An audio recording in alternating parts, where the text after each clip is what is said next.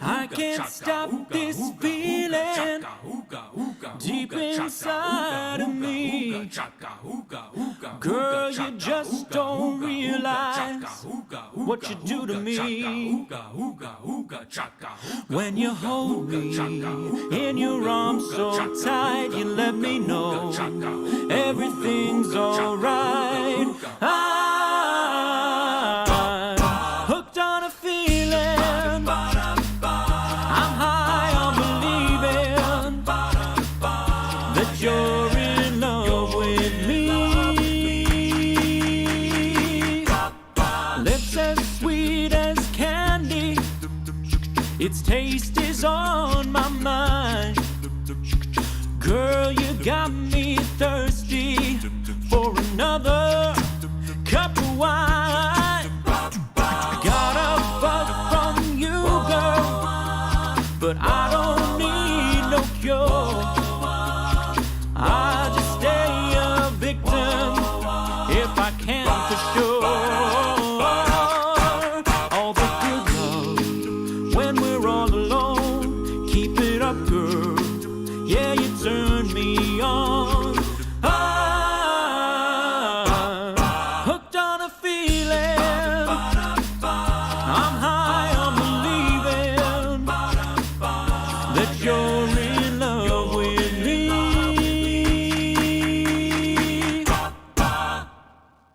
All the good love when we're all alone. Keep it up, girl. Yeah, you turn me on.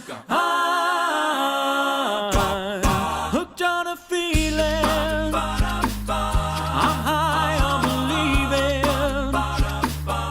that you're in love with me. I said I'm hooked on a feeling.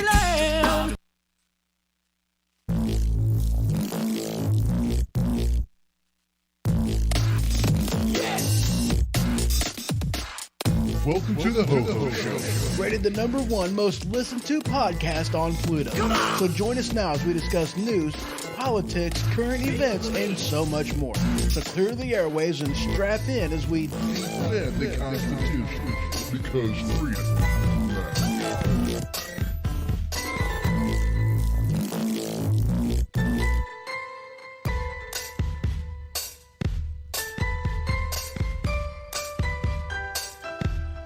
All right, welcome to the Ho-Ho Show. We are broadcasting live in the cottage studio, so welcome to the Ho-Ho Show. And as always, I forgot something. I forgot to turn off that little welcome back thing. I apologize about that. I hate it whenever that happens.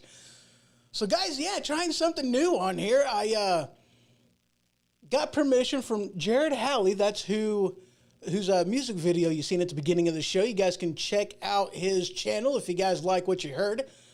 Just follow the link in the description below, Jared Halley on YouTube. And then also, if you really like what he does, you guys can check out his Patreon. And again, link in the description for all of those below. The song, the YouTube channel, his Patreon.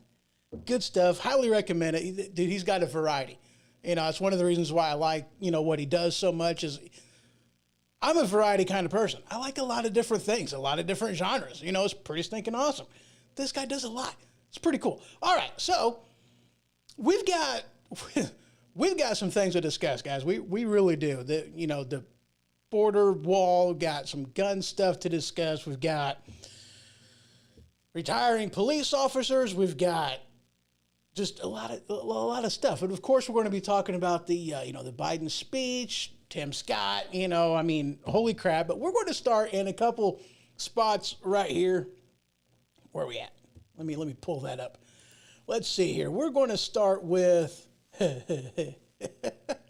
this article that I seen, and I mean, I got to be honest with you guys. I pretty much clicked on this because of the the picture on the main article. It cracked me up, and then I read the article, and I'm glad I clicked on this because this is interesting. This is information worth knowing. Okay, information worth knowing. Let me go ahead and I got to shut something off first. Let's turn that off. And there we go. All right. So this article, let me just go ahead and show it to you, is from, I have no idea what that says. Headline, Signal's response to Homeland Security's grand jury subpoena for user data is basically, you get nothing, you lose. Good day, sir. And I just, I love the thing because it's Willy Wonka in the Chocolate Factory that you get nothing, you lose. Yeah, it cracked me up. But that was the, the headline for it. That's the main picker. But, reading into this, a couple interesting things to note here because, subpoena, the Signal got a subpoena for their user data information. They are trying to get all kinds of stuff. So Homeland Security, they subpoenaed Signal to turn over a wide variety of information, including the addresses of users, correspondence, the name of the associated with each account, and even more stuff. And basically, Signal was like, this is pretty much going to be the exact same answer we give you now as what we gave you back in 2016.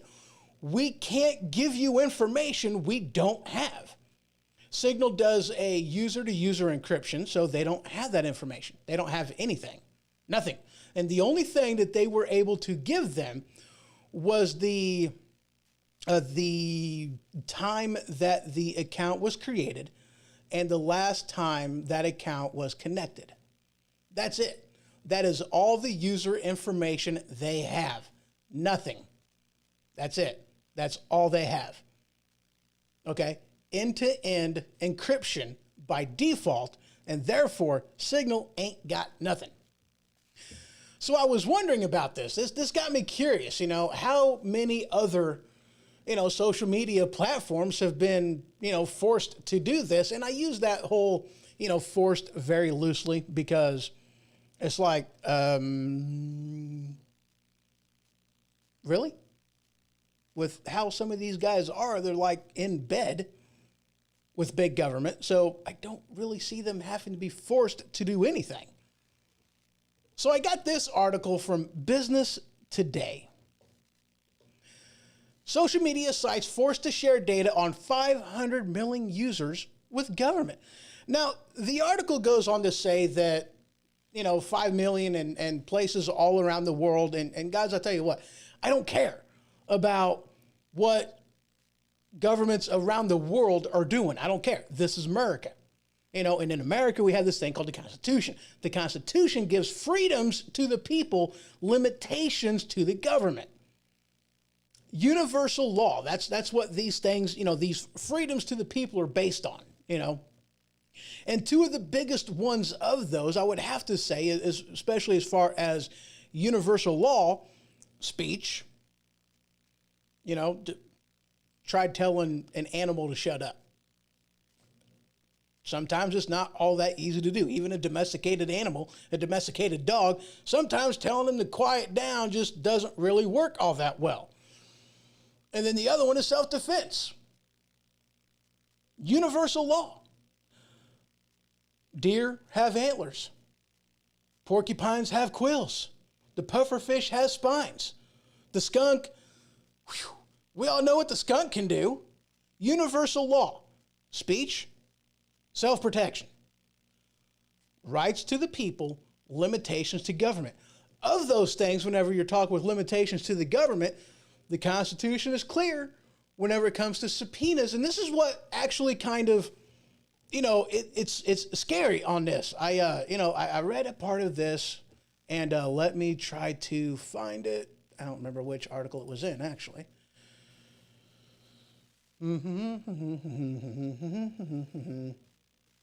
Yeah, I don't see it right there. Where was it at? I know I seen it.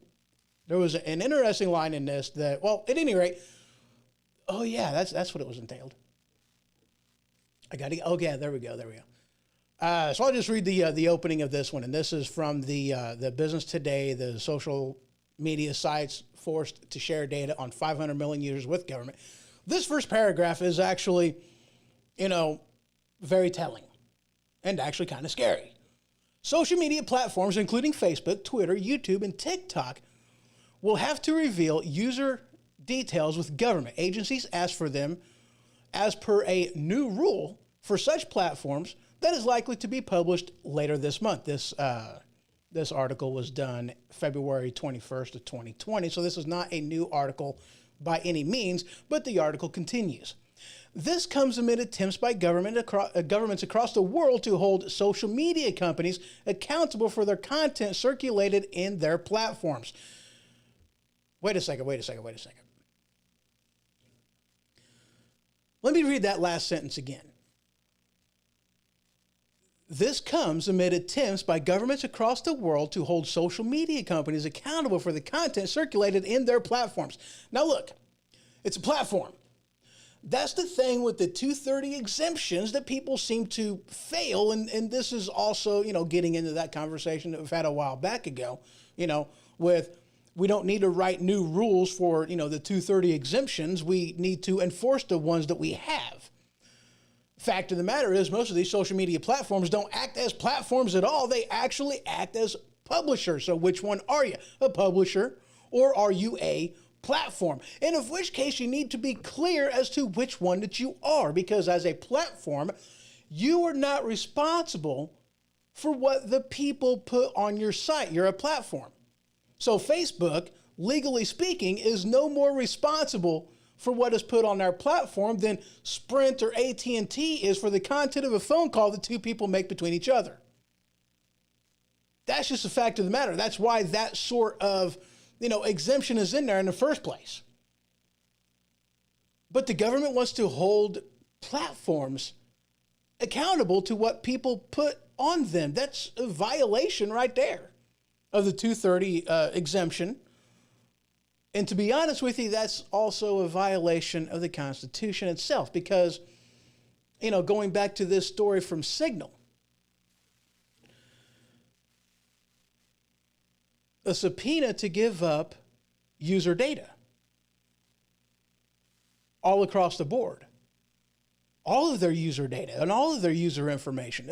Last time I checked, the Constitution kind of lined some things out pretty clear, that if you're going to subpoena something, you have to be clear on who you're subpoenaing, where you're going to be searching, what you're going to be searching for.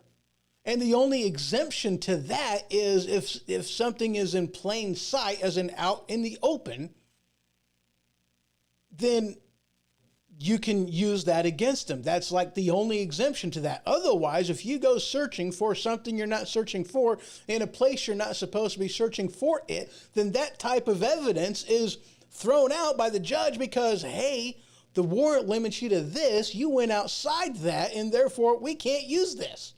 You can't use this. The Constitution puts limitations on government. That's the thing that is absolutely amazing about our form of government. The Constitution is freedom to the people, limitations to government, and here they are going outside of that. This should terrify everybody. Just being perfectly honest with you. This should terrify people because this is what they're looking to do. Using your information against you. I mean, dude, Facebook has some stuff on people that it's like, holy crap. Google's just as bad. Twitter's just as bad. They all do the same thing. They all search, they all record you, they all do all of that kind of crap. So, I mean, holy cow, guys. At least Signal, and I tell you what, this is actually kind of, interesting to me that Signal at least are flat out honest that, look, we don't have information on people because it's end-to-end user encryption. We don't have access to anything. I mean, it's amazing on this one because it's like, you would think that more companies would kind of do that, but oh no, Facebook, Twitter, a lot of these other social media platforms, they want your information so that this way they can sell it. I've said this time and time again, guys, whenever you're talking about a service that is free, be leery. Because in any type of business transaction, something that actually does cost money, there is a product that is being sold. You have the product, you have the seller, you have the buyer. So if you're not the buyer and if you're not the seller, that means you're the commodity. You're the item that's being sold. How hard is that for people to understand? You're using Facebook, these servers that are being used, the platform itself, the website, the apps, for crying out loud. This stuff is not cheap. This stuff is not free, and you're using the service for free. Obviously, you're being sold. Obviously. Why people don't grasp that very basic concept I have, it baffles me. Why are we surprised whenever, Facebook gives our information away? Why are we surprised whenever, we're talking about something and the next thing you know, it's right there on our wall for us to buy it through Facebook? Have you guys seen that stuff? I've seen it.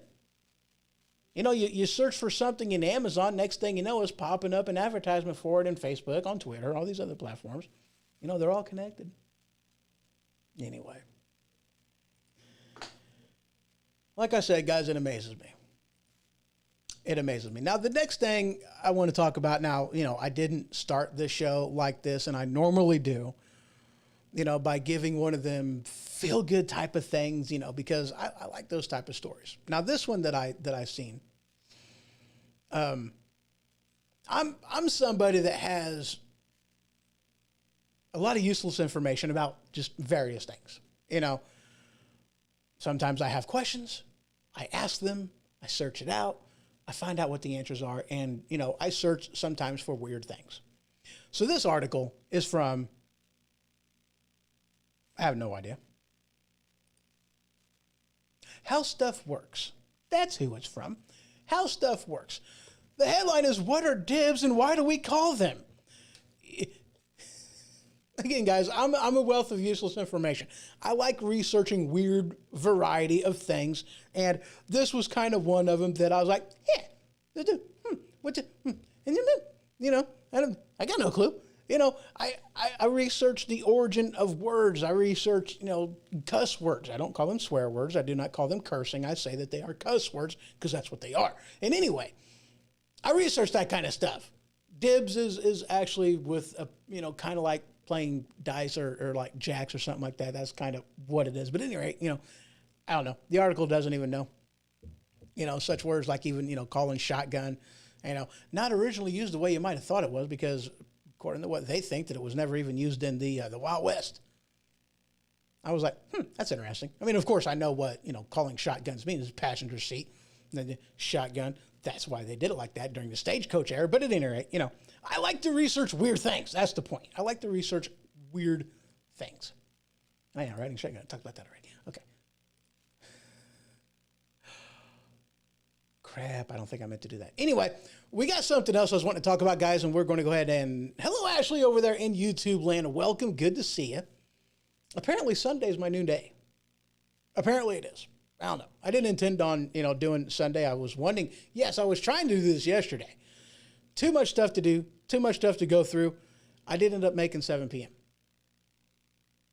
I didn't. Kind of sucks. Anyway, so you guys may or may not have heard about, the 2020 census, the redistricting, all that other kind of good information. And I looked up a couple things as to, what seats were being lost because there's that kind of stuff going on in the news right now, and what states gained some seats. Okay, so I checked out this article from the New York Times. The headline, I don't even know what it is. Which state, yeah, whatever. Anyway, it shows that New York Pennsylvania, Ohio, West Virginia, Michigan, Illinois, and California are losing seats, and North Carolina, Florida, Texas, Colorado, Montana, and Oregon are gaining seats.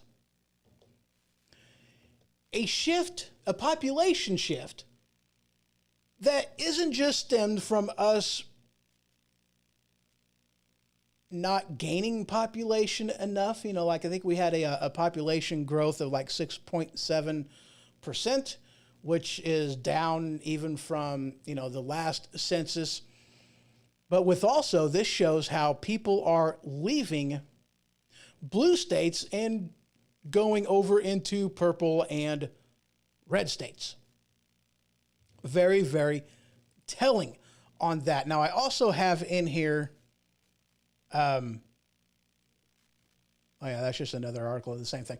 But I also have in here the Wikipedia page for the 2020 United States redistricting cycle, okay? And there is actually some interesting information in here. That's why I did include this into the my Flipboard magazine. I had to look up the name. The Flipboard magazine, which is my go-to hub, my one-stop shop for anything, everything, and all things news. And like I say, guys, there is some interesting information in here that is worth checking out. So when you guys get time, definitely check that out. And of course, it is in my Flipboard magazine. You guys can just head on over to the Ho Ho Show, click on the newsfeed tab at the upper right-hand portion of the screen, and there you'll see it. Just click on it. There you go. Moving on. Actually, we are going to go ahead and take a quick break while I bring up the next round of stuff that we're going to talk about. And we're going to get into the amazingness that was the Biden speech on his so-called 100th day, even though it was actually day 99, but that's beside the point. So just a couple minutes, guys, and we will be right back.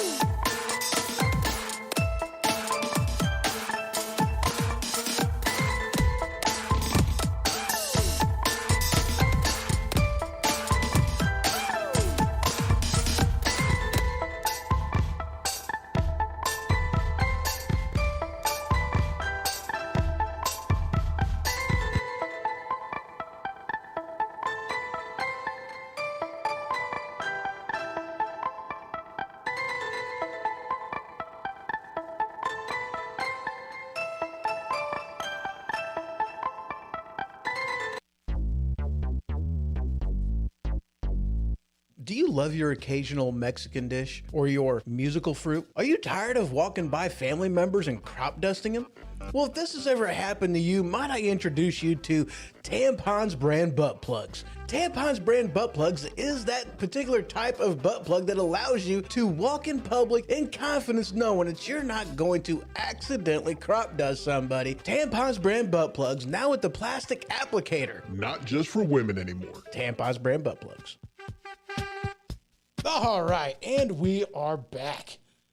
So, yeah, we're going to talk a little bit about the speech, some of the stuff that was said in the speech, some of the ridiculousness about it, because I guess they were doing, well, the fact checkers guys had their hands full whenever it came to fact checking the speech. And of course, the Democrats didn't do any fact checking. I mean, because since, Biden is such a honorable and just an amazing guy, there's no way that he would spew out lies. So they didn't do it. So it was up to the conservatives and Republicans and alternative media to do that for him. Now, I'm not even going to critique Biden on the one of the things that he said, because guys, I listened to this part of it. I heard the clips from it. What he was saying, and it's clear, wasn't anything for people to make fun of him over. But what he was talking about, was the whole thing with, talking about 100-round magazines and nobody needs them. It's not like the deer are wearing Kevlar vests. That's what he said. Now, like I said, I'm not going to critique the president for even saying that. And a lot of people are like, what the heck is he even referring to in this comment? What, deer wearing Kevlar vests? That's not what he was saying. What he was saying was mocking people that wanted to use 100-round magazines. That's what he was critiquing. Not even saying that the deer have Kevlar vests, but making fun of people who were wanting to use 100-round magazines. I don't know why they're making fun of him over that statement. There's all kinds of other things to talk about and make fun of him over. I mean, come on. Why do you need this one? If you can't understand what never mind.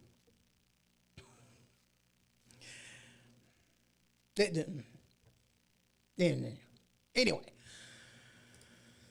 So this headline, talk about 5 misleading claims that Biden made during his speech. And this article, of course, is from the Daily Wire. They did good work. They really do.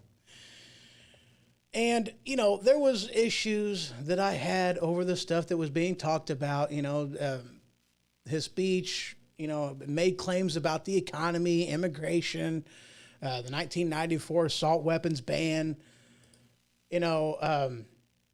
moving on. We as a country are doing a great job of moving on. And he talked to us about the vaccines and, all kinds of different things. Ted Cruz, absolutely amazing in this. He fell asleep. It was great. Gotta love it. He tried to defend himself by saying, hey, you know what? If you was in that room, you would have fallen asleep too.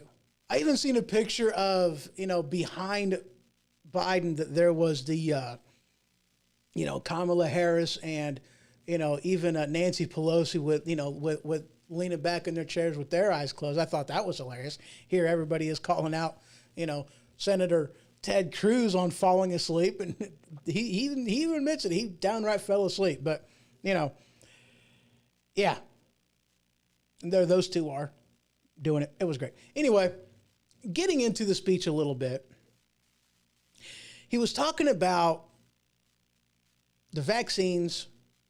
He was talking about the economy. We're going to start there with those two things. Okay. Now, starting in on the economy. We've been shut down for over 400 freaking days.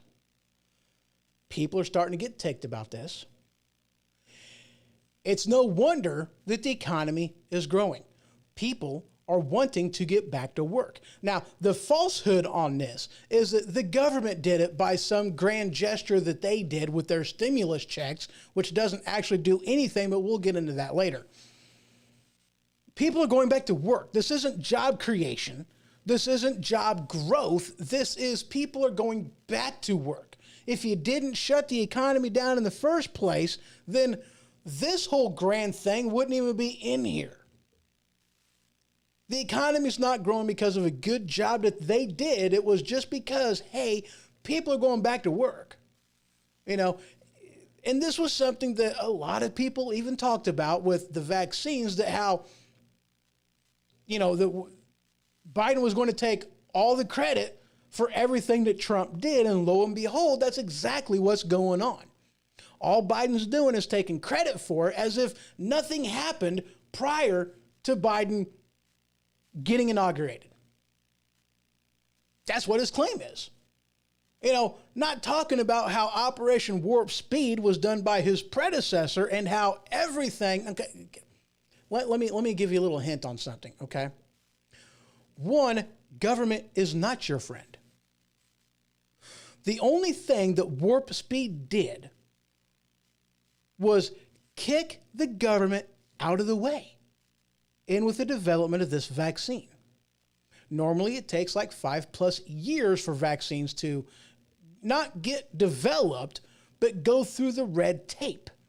At least 5 years. Government is not your friend. Operation Warp Speed, which was done under President Trump, by the way, didn't do anything but give the big old boot to government that says, get the heck out of the way because we need this vaccine. We need to get our economy going. We need to get people safe. This is what we need to do. And here it is, Biden taking all the credit for this as if he did anything besides criticize President Trump while he was doing this. Oh, it'll never happen, they said. He'll never get the vaccine done before the end of the year. He did. Why? How? Kicking government out of the way. That's what Operation Warp Speed did. Make no mistake about it. This wasn't something that the government did to help the people. He booted them out of the way. He said, no, I'm not going to let you stand in the way of making our populace safe, making our people safe. I'm not going to let you get in the way. That's all it did. And we'll talk a little bit about vaccines here a little bit later, but apparently, you know, and this is actually another thing too. You know, here he is talking about how, you know, his administration has done so much for the vaccines when in all actuality, people are afraid of it because of how the Democrats tried to spin this in the beginning while Trump was still president. And they're trying to say that they did something so amazing and awesome, and that's why they've been able to vaccinate so many people. Well, the fact of the matter is, all the work was already done by President Trump. There was growth that was already set up before Biden got into office. And that growth of the amount of people that were being vaccinated didn't waver. It pretty well grew at a continuous rate. If he did such a great job, such an amazing job, you think that you would have seen a spike in the amount of people that were being vaccinated, and you don't. What's that tell you? Biden didn't do anything. All the work was done by the previous administration, a.k.a. President Donald J. Trump. What's the J stand for? I don't remember. Doesn't matter. Doesn't matter. But that's what we have. Now, one of the things that Biden didn't do is he didn't talk about the border crisis. You know, President Trump was also pretty clear on that one, that, you know, if Biden just would have left everything that I did, speaking as the president right now, I'm not, you know, I can't speak as the president. I can't do that. Not him. I don't do his voice very well. But he didn't even address border security, and other people even called him out on this. Okay, there was a major that even called him out on that. Ooh, did I miss something? John, I Googled it. Huh? I must have missed something in chat. I don't even see it. It doesn't show up on my screen. I don't know. Anyway. But yeah, he didn't address anything on the border. Okay, and guys, I mean, the situation on the border is dire. It's bad. Okay? Because one of the things, John. Oh, okay. I get it. I'm picking up what I can't believe I didn't pick up what you were throwing down on that. John, the J in Donald. I got you. Thank you, Ashley, by the way. Yeah, I didn't know. I didn't remember. I had no clue. The J, Donald John Trump. All right, cool. So, gotta love segues.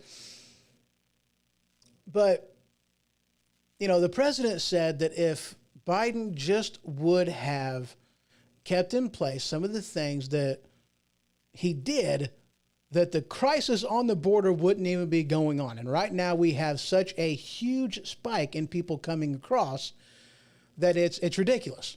I mean, it's bad. Like, I've heard 400% more. I've heard 700% more. I mean, it's ridiculous.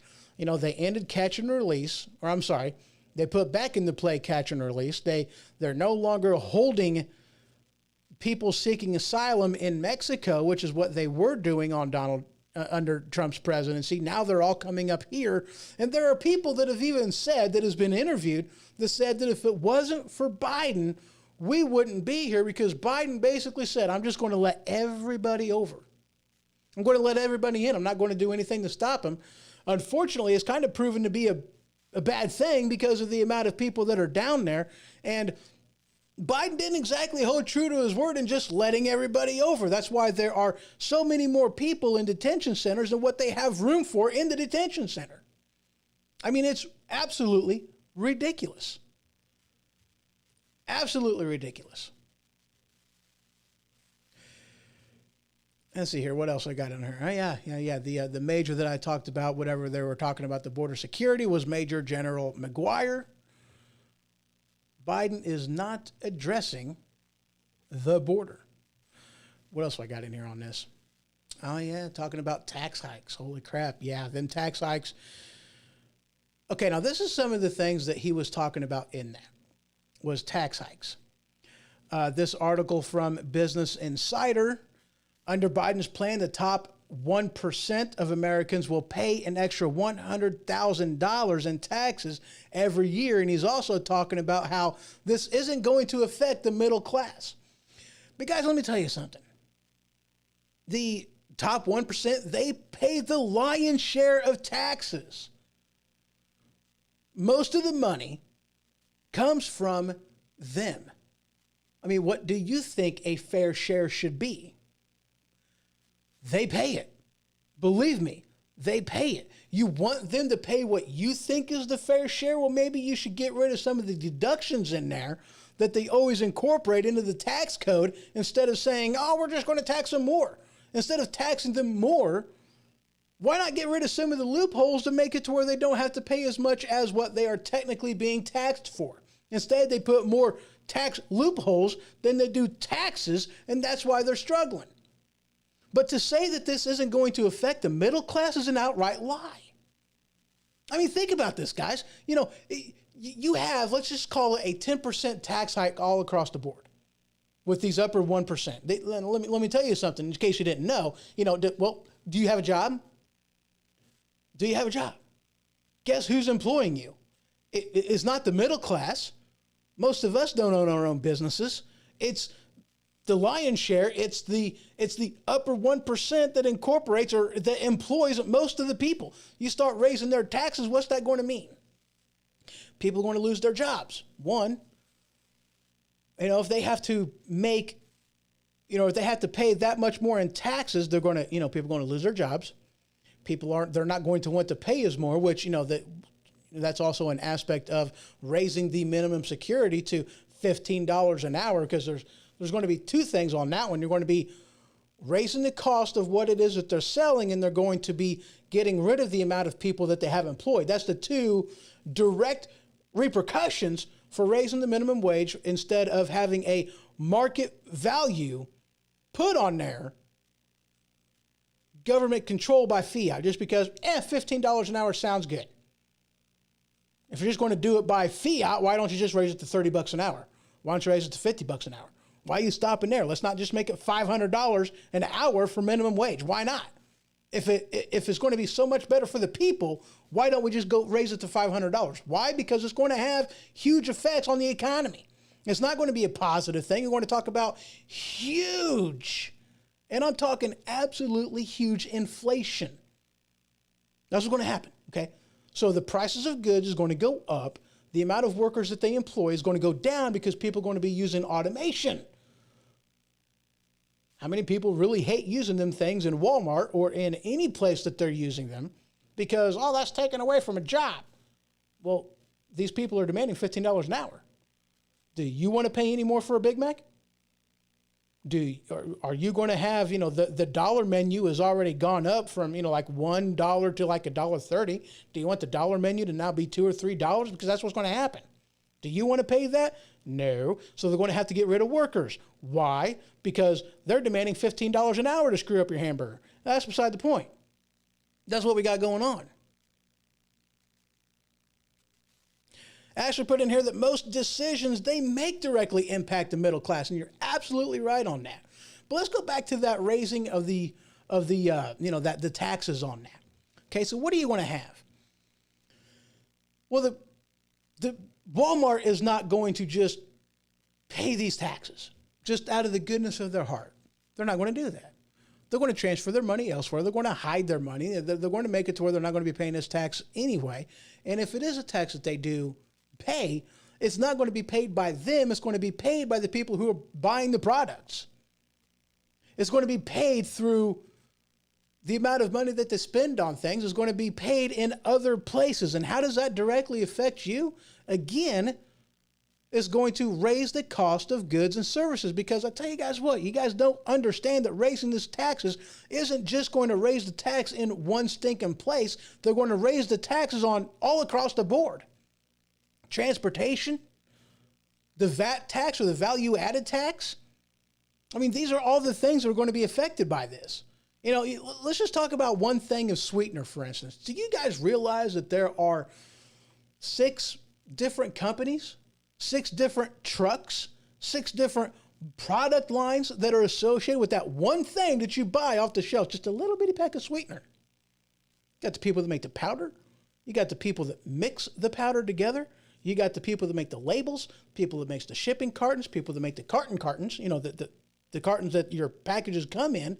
You're talking about the wood pulp.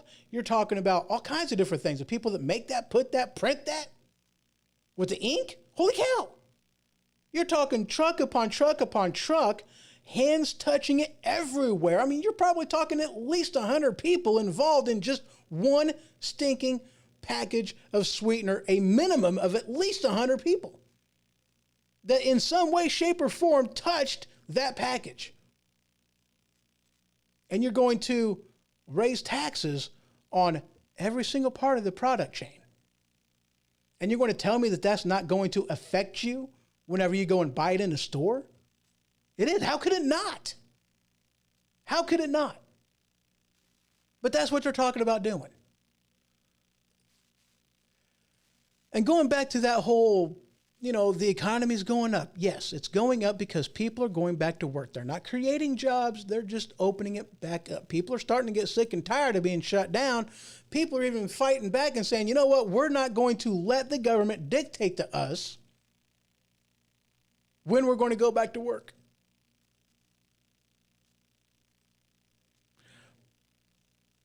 Oh, yeah, I should put in here marketing costs, name brand costs, etc. Yeah, absolutely. Absolutely. Oh, let's see. I do have notes. I forgot about that. Talking about some of the lies that Biden spewed. Okay. Talking about the tax and spend. That's what they're talking about, is tax and spend. Somehow that taxing people and spending more money is going to get us out of this, get us out of debt. It's going to help boost the economy. One, tax and spend never has worked. It's never worked. If tax and spend would work, the war on poverty wouldn't have been raging on for how long? How long has there been a war on poverty? Still going on. But this war on poverty, they say that tax and spend is going to eventually solve the problem. And Biden also made the claim that trickle-down economics doesn't work. Well, I beg to differ. One of the first times, and I don't know if this was the absolute first time, but I think this was something that even JFK tried to do, was trickle-down economics. That's, that's where the idea came from, that Reagan had it with trickle-down economics, trickle-down, whatever. But it absolutely works. Okay? When you lower the corporate tax rate, you are giving more money back to the companies that make product, distribute product, sell product, hire employees, deliver the product, everything. You are giving them more money so that this way they can make more, employ more, transfer more, do everything. The people that work at these various companies, they are able to make more money because now you've upped the supply. Now you've got to have more people that are touching the products. You have to have more, you're going to have more people that are buying the products. You're going to be selling more, and people are going to be making more in the food in the food chain, in the distribution chain. I'm having a hard time talking. Holy crap. It absolutely works. From top to bottom, it absolutely works. We have, this isn't like it's an untested fallacy, an untested claim that trickle-down economics work. It's not like it's untested. It's been tried, and it has succeeded. Even in most recent history with President Trump, they did basically the same thing. Tax cuts to the corporations. It had the biggest economic boom that we have ever seen with the creation of jobs. Not like this false job creation under Biden, not actually creating any jobs, just people going back to work because now they're not holding people back as much as they was with the coronavirus, with the COVIDs. So yeah, trickle-down economics actually does work. It's a fallacy. It was a lie. The fact checkers should call them out on it. But obviously, you're not going to get that from mainstream media. Moving on. Talking about huge tax hikes all across the board. Stimulus equals a Band-Aid. I put this in here as well. The stimulus being a huge thing, and all of this money is come from the Democrats, okay? Yes, I think, two of them President Trump signed, two of them. If not more, I don't know. If I'm wrong, correct me. But at least two of them was done by the president, Donald J. Trump. So far, Biden has done Definitely one. Actually, I think two. Because there was a $600 one in order to, which this was absolutely hilarious because, the first one was supposed to be $2,000. It was only $1,400 because, yeah, that's right. I misspoke earlier. I had my facts mixed up in my head because the last one under President Trump's administration was $600. The first one under Biden's was supposed to be $2,000, but all he did was just bring it up, just kind of meet in the middle. So it was $1,400 in order to add to the $600 under President Trump, making it $2,000 between the two presidents, even though that wasn't exactly what it was supposed to be. But anyway, this doesn't do anything but put a Band-Aid on people's problems. That's all it's doing. Are you putting people back to work? Okay, look, I'm going to give you guys a little piece of info, okay? All right. There's an old proverb out there, okay? Very old proverb. It's been around since a very long time. If you build a man a fire, he's warm for a night. But if you set a man on fire, he's warm for the rest of his life. Wait, no, that's not how the proverb goes. Crap. Well, that's actually kind of how the left looks at it, but that's beside the point. The actual proverb is you teach a man, you give a man a fish, you feed him for a day, you teach a man to fish, then you feed him for life. And this is a huge difference between Democrats and Republicans because Democrats are only after a Band-Aid. Even in a lot of ways, you can't even call it a short-term fix because, what did the stimulus checks actually do? Did it really boost the economy or did it just kind of throw a bucket of water in it? Did it really boost the economy or did it just kind of give people some money? Alex Exum of the Exum Experience, he threw out there that, those stimulus checks didn't really do anything for them because most of the time you're not even going to be able to pay your rent for that month with the amount of money that they gave them. But yet they're wanting so much praise for these stimulus checks whenever all these things are. I mean, take a look at them. All these things are is giving money to the people that supported the Democrats, and that's it. I mean, the last one that was done, I did the math on this, and only 1% of the money that was used in the section of COVID relief was given to the people. Only 1%, and that's not even 1% of the entire bill, because the entire bill, they hadn't even gotten around to saying how much the thing cost. They didn't know. And only 1% of the COVID relief section went to the people in the form of a stimulus check. How ridiculous is that?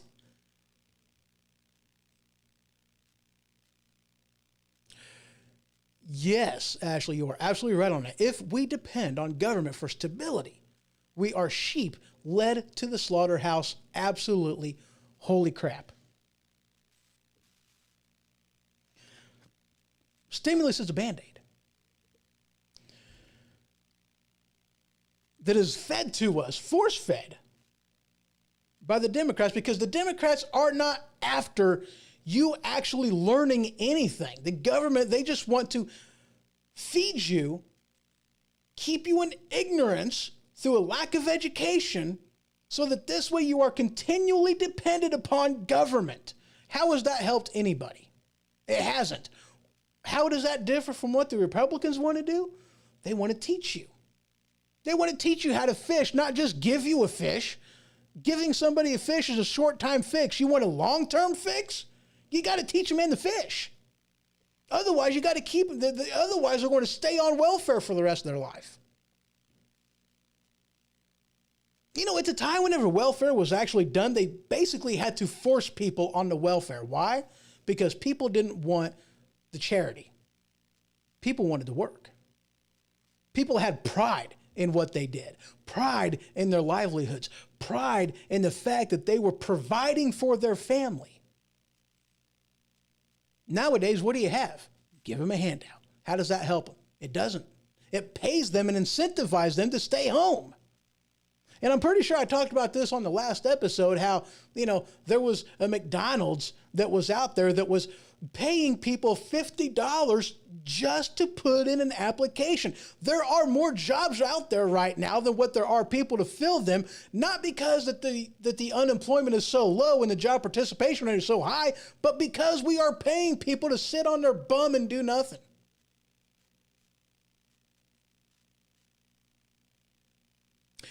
That's what we're paying people for. People don't want to go to work right now. Why? Because we put a Band-Aid on a problem that required a real fix, not a Band-Aid. The difference between Democrats and Republicans, Democrats want to just give you a fish. They don't want to solve the problem. They're not interested in solving the problem.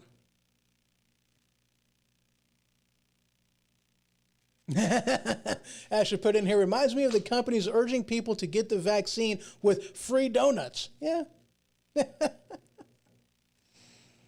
No, look, guys, I'm not going to talk bad about the vaccines. I'm really not. I mean, there has been some, negative side effects that's come out various places, but as of right now, it's a very minimal amount of people that have had negative side effects. But I mean, the fact of the matter is, we don't know. As far as the vaccines goes, we don't know. So if you're not in one of them high-risk categories of dying from the vaccine, which is less than 1%, then you don't really have a huge need in getting the vaccine. The only exception to that I'd even throw in there would be if you have and visit on a regular basis, elderly people, parents, grandparents, that have underlying health conditions. That would be the only reason why a relatively healthy individual should even get vaccinated. But I mean, even still, if you're somebody who's pregnant or would like to become pregnant, then it's like, I don't necessarily know how comfortable I feel about that. Now, granted, yes, they've done a lot of research into it. They've done a lot in a short amount of time, a huge pool of people that they've done. But at the same time, that longevity, we don't know. We don't know. Can't claim that we do. Anyway.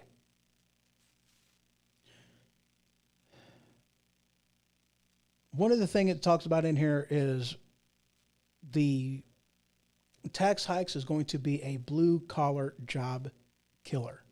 And it absolutely is. It is definitely going to be a blue-collar job killer. What do we mean by that? I think it's kind of obvious. With these tax hikes, with everything that's going on, it's just going to kill jobs. You know, just going to kill jobs. So let's see, moving forward. Yes, moving forward. That was a good one, because it's like, dude, we're already moving forward. Not through anything that he did, but because of what the people have done and already of what the President Trump has done as well. That's why we're moving forward. That's why we're seeing not really a boost in the economy, but seeing growth in the economy. I think that's all I have on that one. All right, guys, we're going to take another quick break. And, man, this is going slow. Holy crap, already an hour into this. And it's just, what page of notes? Anyway, we're going to take a quick break, guys. And when we return, we will continue by talking about, should I do the border wall now? Yeah, let's just do this. This is quick. Yeah, so border wall, the major, didn't discuss it. 71% of voters feel that illegals shouldn't get any aid whatsoever. I completely agree with that. Yeah, that's it. All right, guys, when we return, we're going to talk about Tim Scott. That was a lovely thing that happened. So we are going to get into that. Interesting stuff. Just a couple minutes, guys, and I will be right back.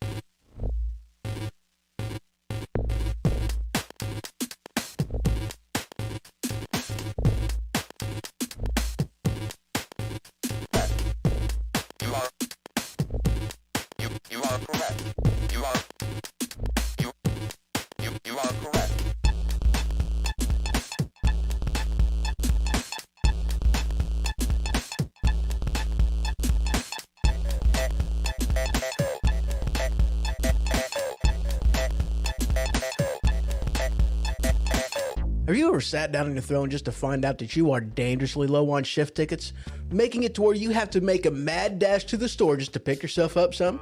If this has ever happened to you, pick up the #1 most rated toilet paper found in Uranus and use what the professionals use. Angel Soft. See, I'm just not a fan of some toilet paper. Some of them it's like putting a pillow between your nice rosy. Others, like John Wayne toilet paper, it's like using sandpaper. But do what the professionals use. Use the type of toilet paper that is the Goldilocks of brands, Angel Soft. Available wherever toilet paper is sold. Holy crap. All right, guys. Wow, that was awesome. Okay, so breathe, swallow, not at the same time. You'd really think that I would know this by now. You would think that, wouldn't you? Apparently, I've not mastered the simple task of, drinking from a glass. Apparently, I can't do that. Ashley put in here, she says, just here for the commercials.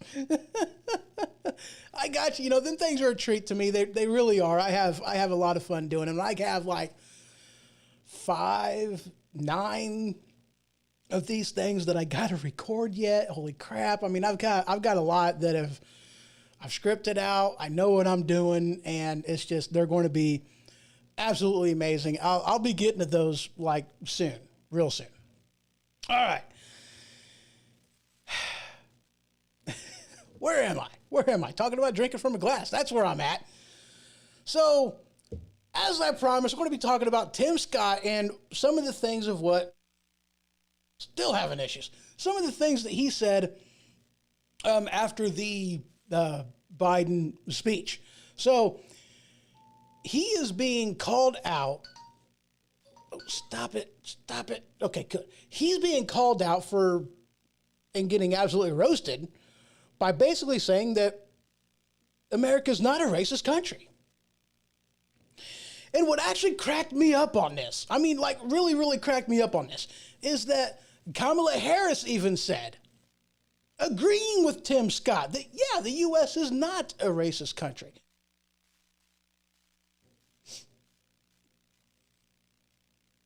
But yet she's not being called out for anything, but yet Tim Scott is. And others have even said the same thing, okay? But here's what they're basically saying, and here's how they're basically going about it with this whole narrative. They're saying that they're basically saying that, we might not be a racist country, but that takes away from the fact that we are systemically racist. And it's like, wait a second. That means that the system is racist. How can the system be racist when from top to bottom, from the president on down to the mailroom, from the president, including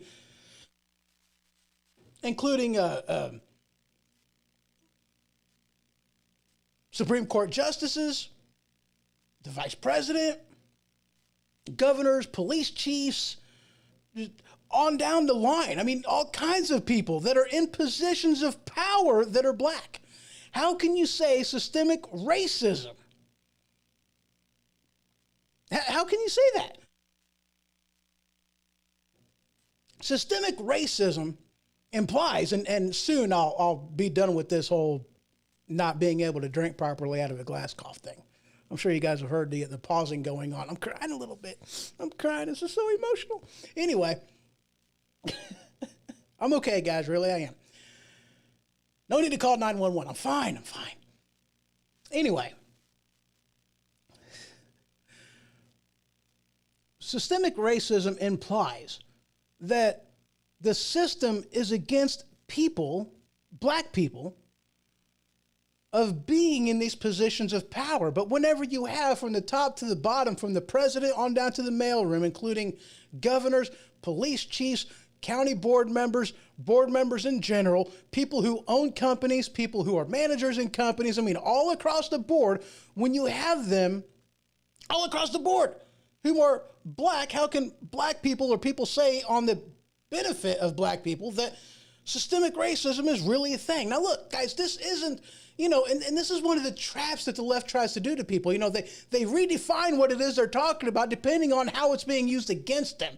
So they'll say that, okay, yeah, maybe it's not a racist country, but that would deter from the fact that we used to be one. We're not talking about that. We're saying now today. And then, you agree with them that, yeah, well, no, I'm not saying that we never were a racist country. I'm saying that was then, this is now, and you can't really hold people accountable now for the atrocities that happened in our past. But yet, that's what people are doing. And guys, I know, in all honesty, whenever it comes to the whole systemic racism thing, the only way that I'll say yes to any of that, and even yes today, is because the people or the racial group that has been most devastated by the handouts of government has been the black community. They're the ones who fell for the lie. And in order to make themselves feel better about the lie, they just believed the lie and are now defending the lie as if that is the end-all, be-all, but yet they're not acknowledging. People are starting to now because of President Donald J. Trump, but they didn't then, and they still don't like to, because what do they say? They're calling him an Uncle Tim, not Uncle Tom. They're calling him an Uncle Tim.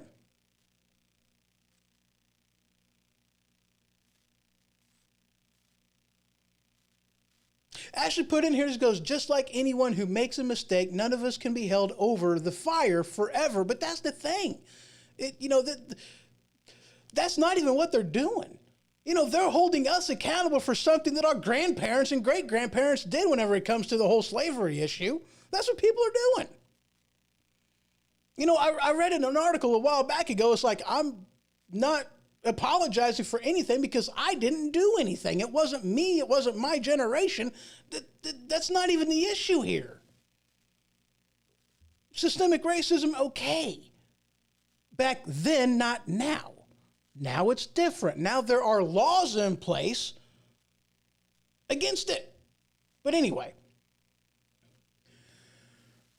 it has been in the past that it was the black community who really fell for the line that the Democrats was feeding them was, we're here to help you. And now the Democrats are spewing lines out, basically telling the black people in the black communities that you might as well just give up and you will get nowhere if it isn't for the help of big government. That's what they're basically saying.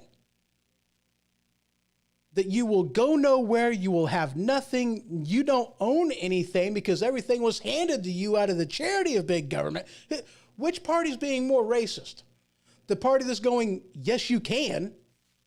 Yes, you can. Or is it the party that says, no, you can't because you're black? The Republican Party goes, yes, you can because you're human, you're American. Quit calling yourself a hashtag American. You're American, dadgummit. You can do it. Yes, you can. And the Democrats are going, no, you're not because you're black. Systemic racism, be a victim. Teach a man to fish or give a man a fish. Which do you want to do?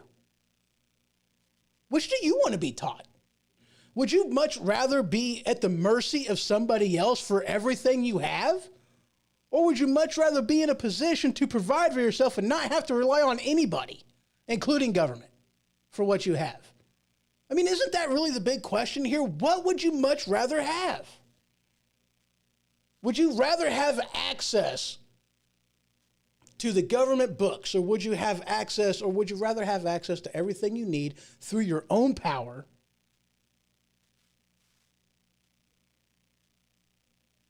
I know what my answer is.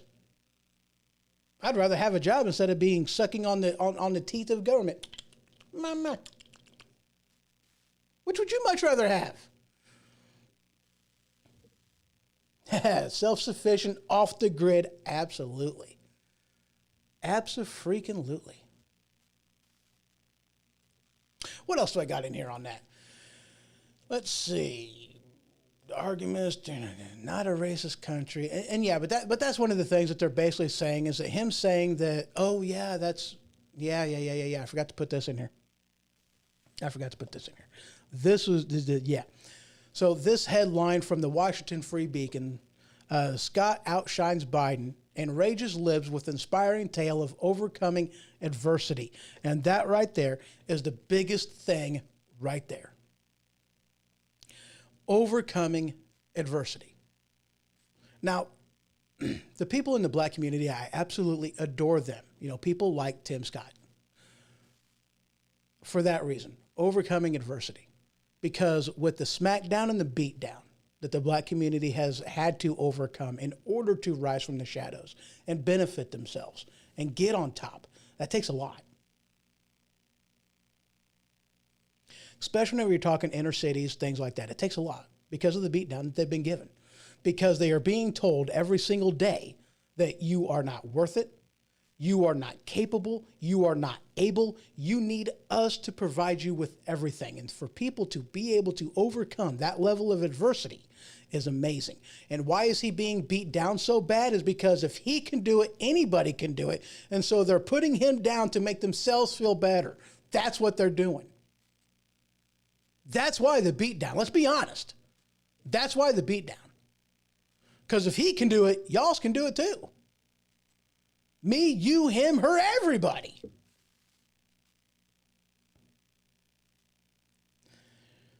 That's why the beatdown. Because if he has the power to do it, then so do you, and the left needs you. I mean, not that much, because, I mean, they've been losing voters because people are actually starting to wise up to the notion, to the idea, to the truth that teaching a man to fish is going to help them rise up and overcome that adversity. That's what President Trump had taught the black community, and they're kind of they picked up what he was laying down. They really did. You know, they really did. All right, what else do I got in here?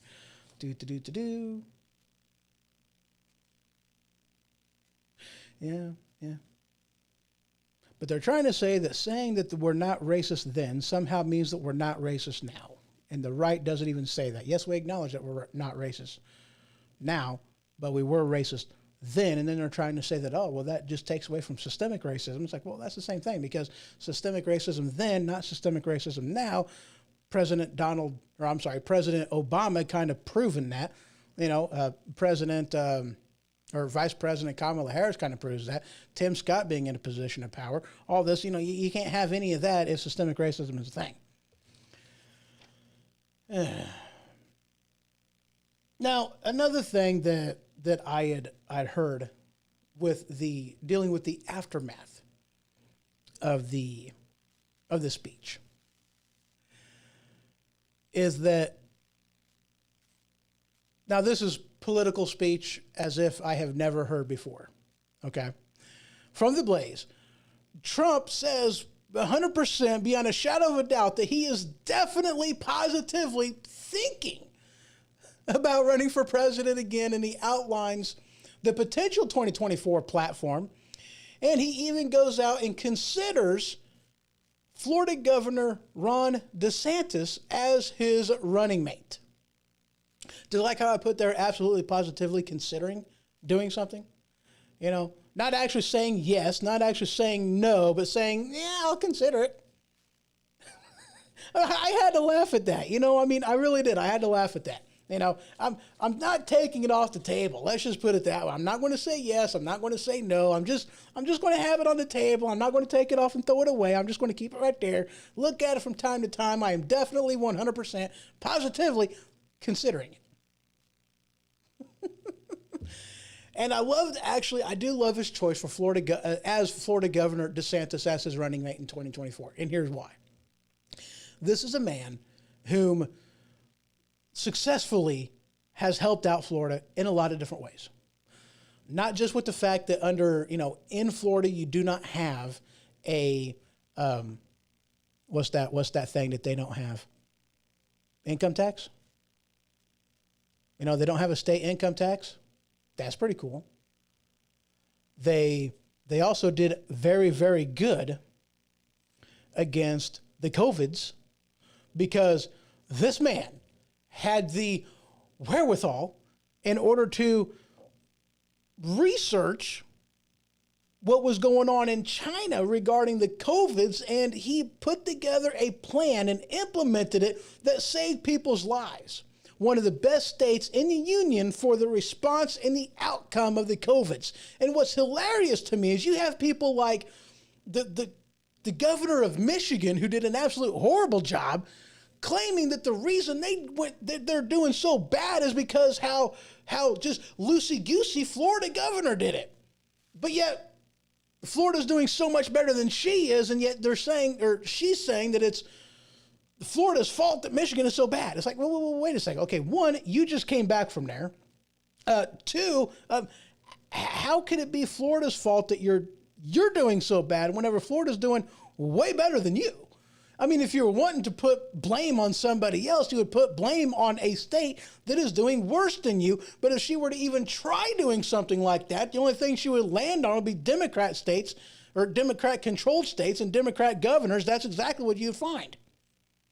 So she can't say that. She can't do that. So she has to blame somebody else. See, here's the why. This is exactly why, 100% why. Democrat states have to have Democrat control, and they are not happy having states that are able to do things unlike other states, because then you have a contrast between Democrat-run states and Republican-run states, and then if you didn't have the top-to-bottom control, federal government control, you wouldn't be able to see the difference. And people can. That's why people were moving. That's why the changes, let me try to say that correctly, the changes that has happened, I mean, that's exactly why that's going on. You know, people moving, flocking, they're leaving Democrat-controlled states and they're going to purple and Republican-controlled states. That's why. Because people are seeing, through the advancement of technology, the shrinking of the globe, they're seeing the difference. And they're saying, you know what, maybe I would like to have what's going on in Florida. And so they move. That's why these red states have lost seats. Or I'm sorry, blue states have lost seats and red states have been gaining them. And purple states have been gaining them. Why? Because people are seeing a contrast. They don't want you to see a contrast. If every state was run by California, then there would be no need for people to migrate across the country. They think their nice, beautiful beaches should be enough in order to keep people coming, keep people to stay. That's what they think. That's what they would like to say. You know. Let's move on into the gun debate a little bit. I promised this in the show notes. I might as well go ahead and get into it. So, people in my home state of Illinois will be happy to know that there is an Illinois judge who found the FOID card, which stands for Firearm Owner Identification. Firearm Owner Identification Card. Yes, he found that law unconstitutional. Now, big deal, because we've kind of known that for a long time, but what does that mean to you? So, I don't know. Now, he does say something in here that is quite interesting in this article. I didn't read all of this article, and not even a lot of this article, but it is turned off. Okay, very good. Yeah. This article is from Outdoor Life. It says, currently in Illinois, gun owners must obtain an FOID card in order to legally possess a firearm inside the state. So Judge T. Scott Webb ruled that the FOID card is unconstitutional on Tuesday, saying that it makes the Second Amendment a facade by turning a right into a privilege according to the Second Amendment Foundation. And yes, that is absolutely correct. That's what just the government in general has done, that they have turned an absolute right given to you by the Second Amendment into not a right, but a privilege, turning the Second Amendment into a facade. That's exactly what they've done through the FOID, through the gun laws in California, New York, a lot of these other places. And I mean, dude, it's so bad in Illinois that, we have one of the strictest anti-gun rights states in the union. One of the strictest. I think we're the only state that requires a federal, something like an FOID card. I think we're the only state that has to have that. And it's all because of how bad things are in Chicago. Even though downstate from Chicago, what do we have to do with anything that happens in Chicago? I have absolutely no idea. Ashley put on her, thanks for deciding that after it took me a year to get mine. It took me quite a while to get mine back. See, I actually got my FOID card in 2009, I believe. And so, 2019 was whenever I had to redo, and get another one. And that actually took a while because there was so many people that were wanting to get theirs that it took a while. Okay. And the interesting thing, one of the reasons why it took so much time is because during that time frame, if you guys remember correctly, the Supreme Court basically laid the hammer down on Illinois and said, look, you guys need to do something about with concealed carry, because you are the only state right now in the union that hasn't done anything to do concealed carry, nothing whatsoever. So here's the deadline. If you don't meet this deadline by getting some type of legislation on the books for concealed carry, then it's going to be a constitutional carry in your state. That's all there is to it. So that date came and passed, and then next thing you know, Illinois is now constitutional carry. Oh, wait, no, that's not how it happened. That's not how it happened at all. Of course, they gave, they granted, after Illinois missed the deadline, they granted an extension, and then finally they got the concealed carry legislation figured out. But now, I wonder if you're going to actually see, anything as far as, a holdup with FOID cards. I'm kind of wondering.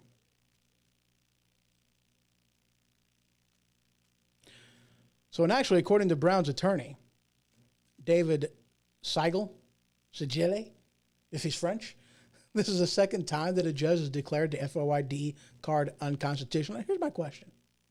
Okay? Here's my question. It's been deemed unconstitutional twice. It's been ruled on twice that it's unconstitutional. Why do we still have it? Why do we still have it? That's the question. That's why the ask of, what does this mean for me? What does this mean for you as a FOID card holder? What does this even mean? What does this have to do with anything? I don't even know. Because this isn't the first time that it's been deemed unconstitutional, but yet for some reason we still have it. We still have to get it. We're still held accountable. It's ridiculous. Hello, Steve, over there in Facebook land. He puts in here, he goes, I hope that they just get rid of the FOID program. Absolutely. And it is power that they do not want to get rid of. It's also revenue that they don't want to get rid of, which, it's only $10 for 10 years, but it's also the rigmarole you got to go through. But yeah, the $10 fee.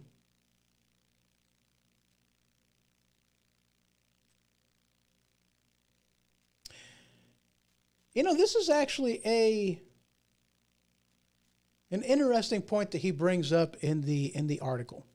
He said, Webb wrote that the FOID Card Act doesn't recognize a citizen's Second Amendment right to armed self-defense within the privacy of their home unless and until they can pay a $10 fee, provide a photograph, and demonstrate that they don't meet any of the litany of disqualifying criteria. That's interesting. Let me read a portion of that again. It doesn't recognize a citizen's Second Amendment right to armed self-defense within the privacy of their own home. Because we're not talking about concealed carry. We're not talking about transporting a gun. We're not talking about any of that, open carry, any of that. We're talking about just ownership and having a gun within your home, the private ownership of a gun, which is, provided for you by the Second Amendment. Yes, you have that, but Illinois has effectively gotten rid of it as it is anyway. I actually found that interesting. The wordage of that. I wonder if people, whatever.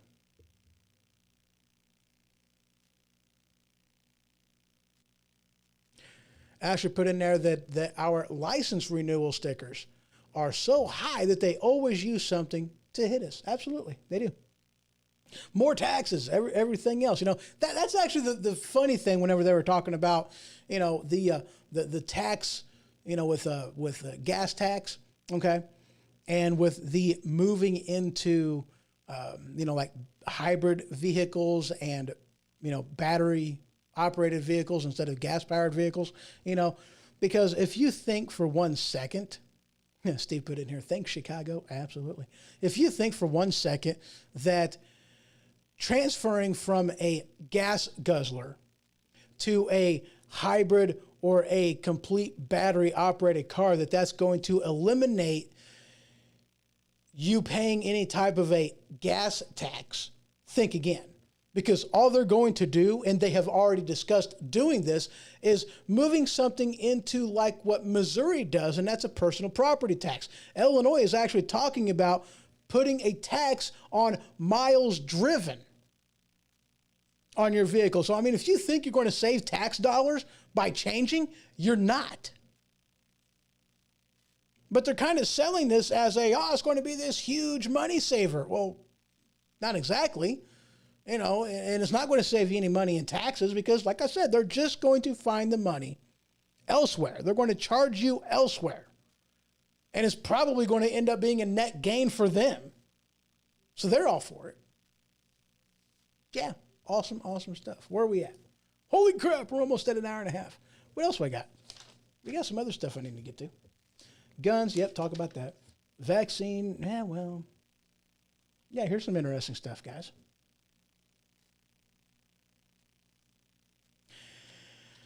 So,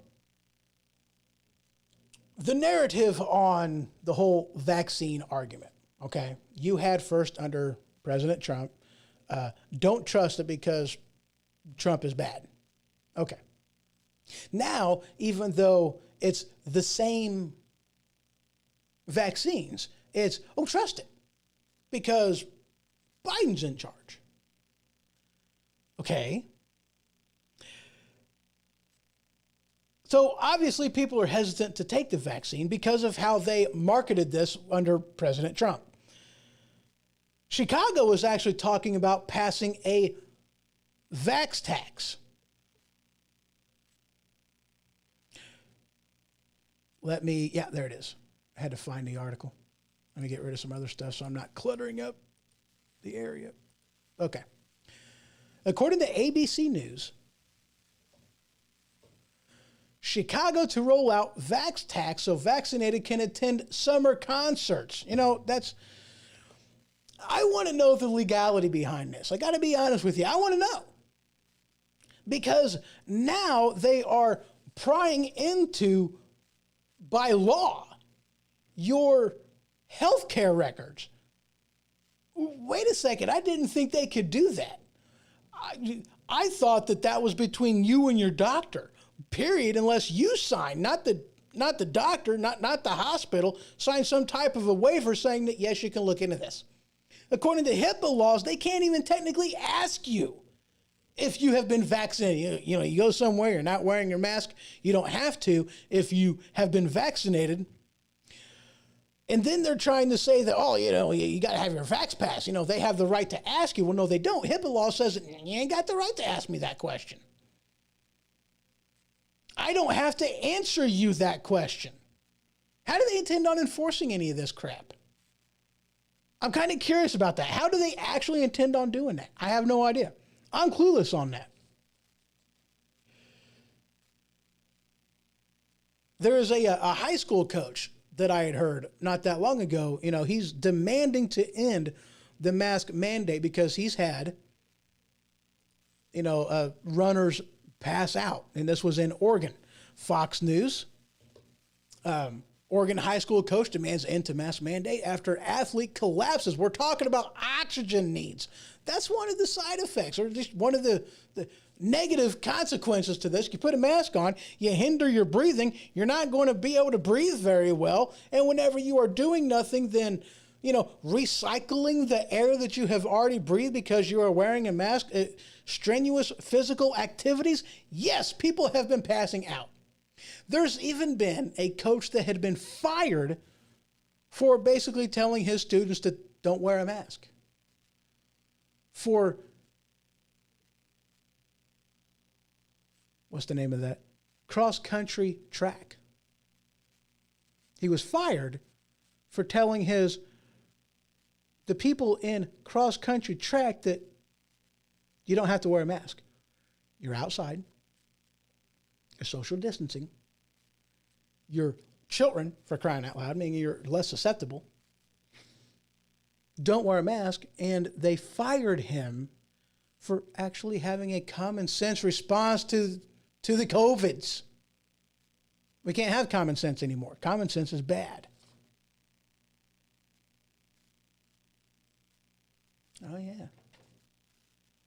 All right, last article, guys, and we are going to wrap this up. Or last topic, last couple of things, and we're going to wrap this up.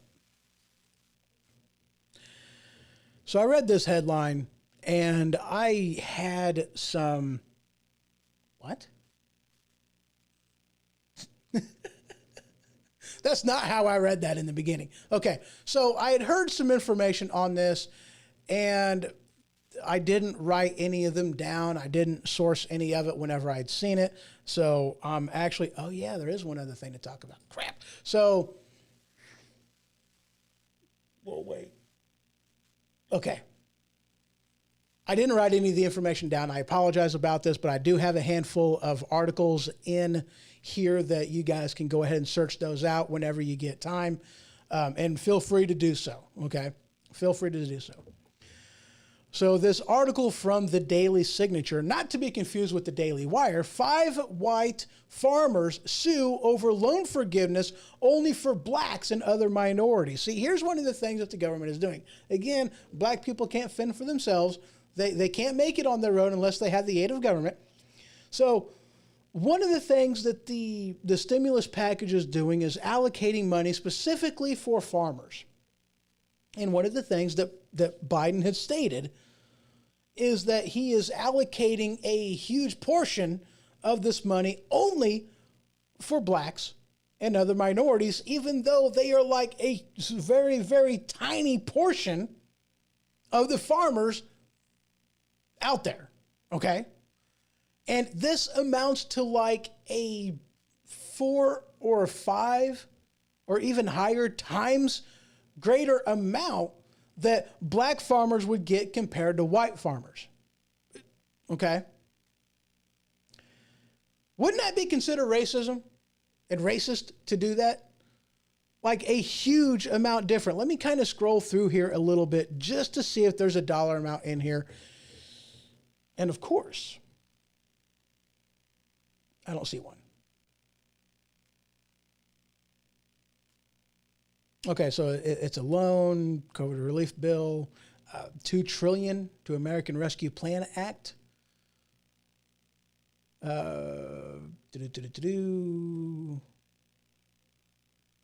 Only social disadvantaged farmers may apply for the sum of the $4 billion in loan forgiveness funds, which include direct payments to farmers up to 20% of the value of their loan. Specifically, the loan says that those eligible must be Black, African American, American Indian, or Alaskan Native, Hispanic, or Latino, or Asian American, or Pacific Islander.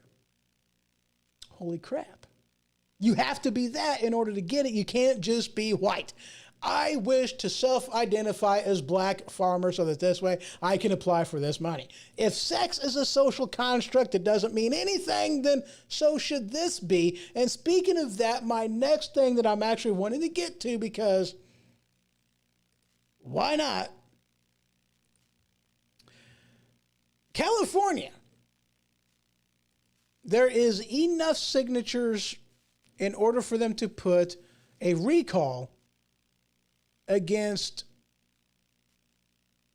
who's the governor of California? I mean, I know it's not, I know it's not the Terminator. He used to be. I don't remember who it is. What's the guy's name? His picture's right there. There's his picture. It's right there. That guy. Is it Gavin Newsom? I don't know. Anyway, there's enough signatures on there to recall him, and one of the people that is interested in the bid for governor is none other than, that was actually kind of funny, and that was unintentional humor. That was actually a misspeak, but it was still funny. One of the people that is talking about, going in there is Caitlyn Jenner, and little did I know, according to this article from The Blaze, is that Caitlyn Jenner is actually a Republican. I did not know that. And she's being called out by Democrats for saying, why are you supporting a party that hates you? Now, guys, I would like to think that I am a typical constitutional conservative or with libertarian leanings. I would like to think that I'm typical. Shush.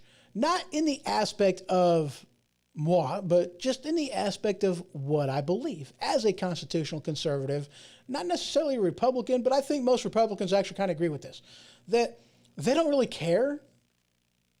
You know, the government ain't got no business in your bedroom. It doesn't matter. You know, as long as I'm not being told that I have to pay for your procedure, I don't care if you get the procedure. I don't care. It doesn't matter to me. Okay? Now, what it means to be a constitutional conservative is simple. Okay? I believe that this little bitty document right here, this little bitty thing, sorry for hitting the microphone, this little bitty thing right here, this 30 some odd pages, which contains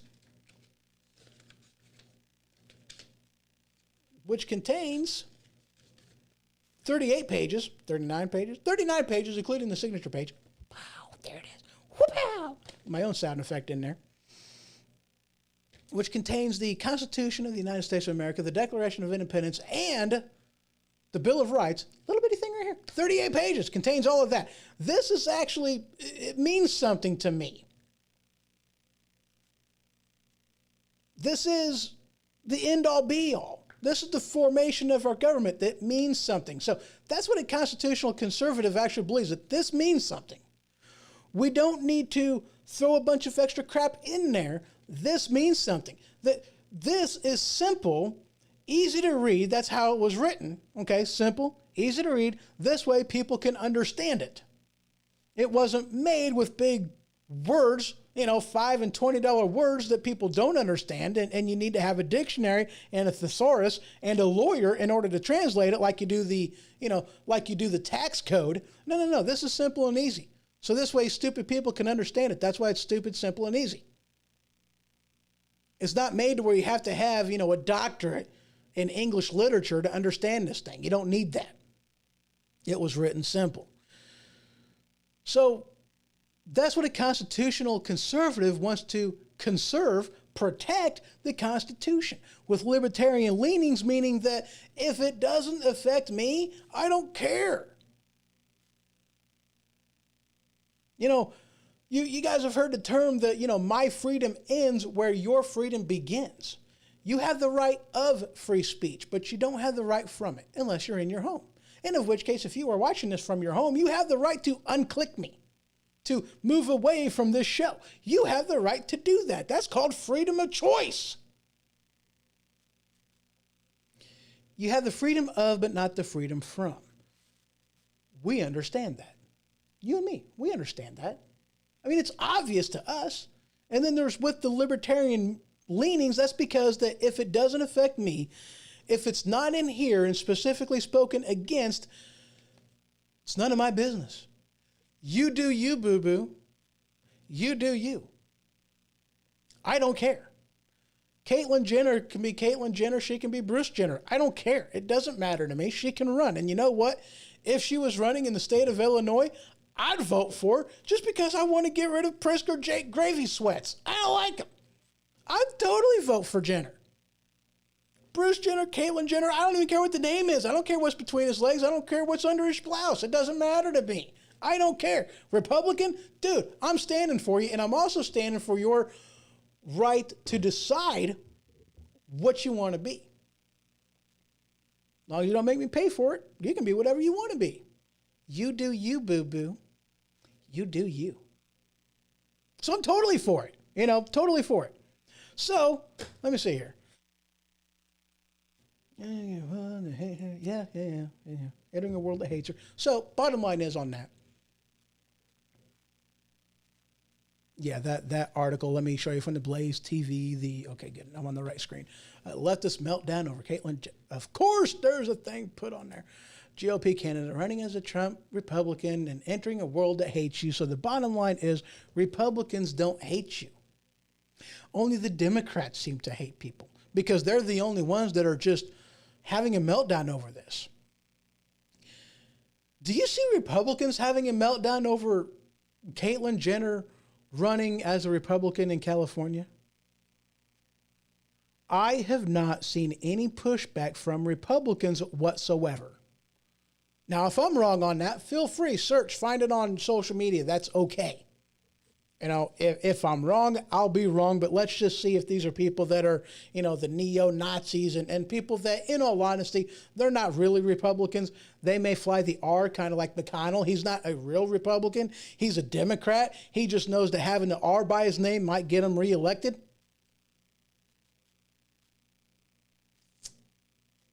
So, yeah, that's what we've got. All right, guys, that is... I said blouse. Yes, I did.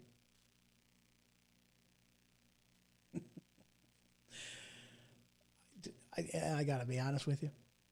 I'm a guy. Technically speaking, I have no idea what a blouse is. I think it's kind of sort of a shirt, but I don't know. I'm a guy. We say shirts and pants, jeans, shorts, this, that, and the other. We don't really do capris and blouses, so I have no, I'm a guy. I don't need to know. I don't know jack diddly squat about fashion. I'm a guy. I'll flat out admit that. I am the most horrible person. Dude, this one time, all right, my mom about kicked my butt because I tried to walk out of the house. Now, okay, now look, here's the thing, all right. Mama let me dress myself. That's mistake number one that Mama made, all right. That's mistake number one. No fashion sense, partially colorblind. Okay, here's what I tried to do. I had on a red and off-white, kind of cream, striped shirt, okay? All right, you follow me here? Are you picturing this in your head? Close your eyes if you need to.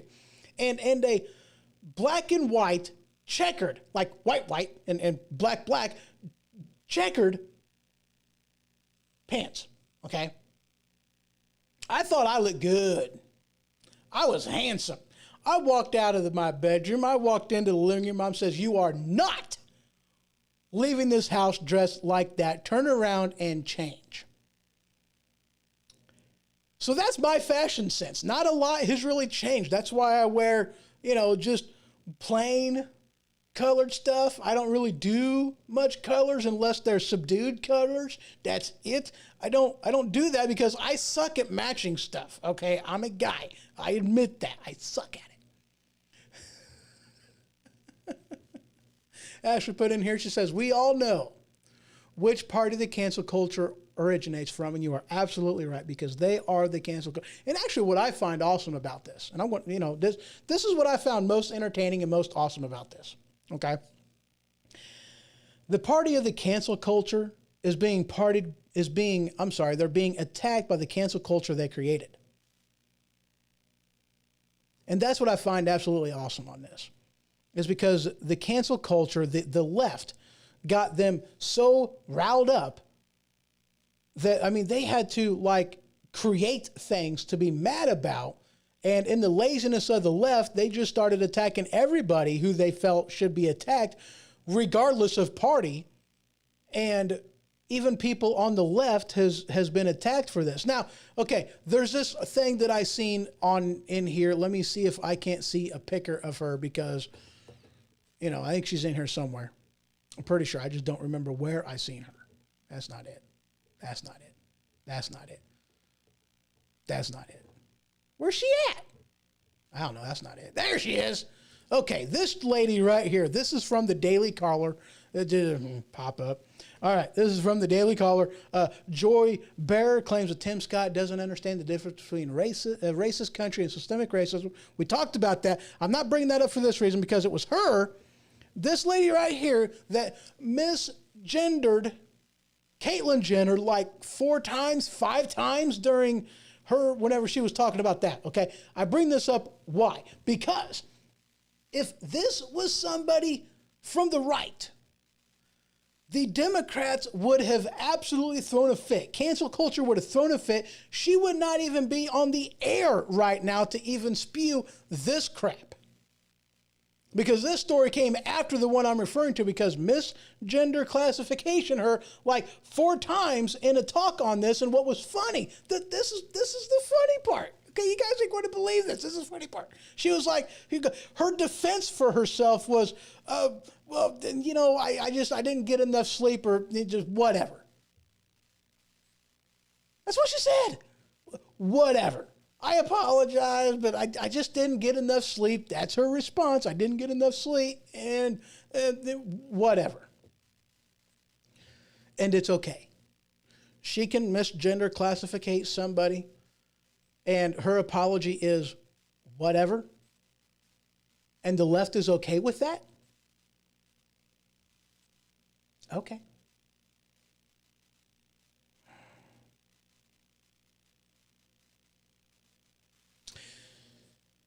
You guys have ever heard the saying, you get what you give?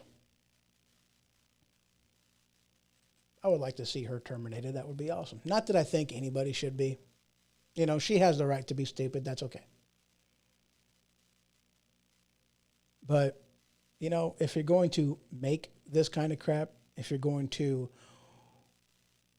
water the fruit of cancel culture, don't be surprised when the apple or whatever the fruit is hits you on the head. Don't complain to Newton for writing the laws of gravity whenever somebody just happens to use the laws of gravity against you. And I would like to see that happen. I'd like to see more of that happen. I'm going to be honest with you. Maybe they'd shut the hell up if they were held accountable the same way that Republicans are held accountable. We know that ain't never going to happen, but it would be nice, wouldn't it?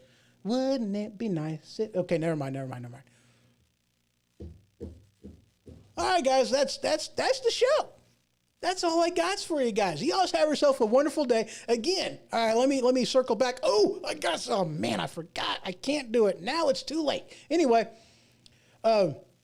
beginning of the show, Jared Halley, you guys can check him out. Description in the items below. His stuff is in the description below. Check him out. Jared Halley Music. JaredHalley.com. You guys can also go over there. I forgot to put that into the link in the description below. Totally forgot to do that. Holy crap. Anyway, check out his music. Awesome artist. I love what he does. Great variety. Awesome job on stuff. Dude, he's got some stuff in there. Definitely recommend checking him out. Anyway, y'all just have yourself a wonderful evening. Good night. Sleep tight. And let the bed bugs bite. Well, by golly, bite them back. This has been The Ho-Ho Show. For more information, you can head to thehohoshow.com. And for the merchandise store, you can head on over to stinkpickle.com. That is stinkpickle.com. Until next time.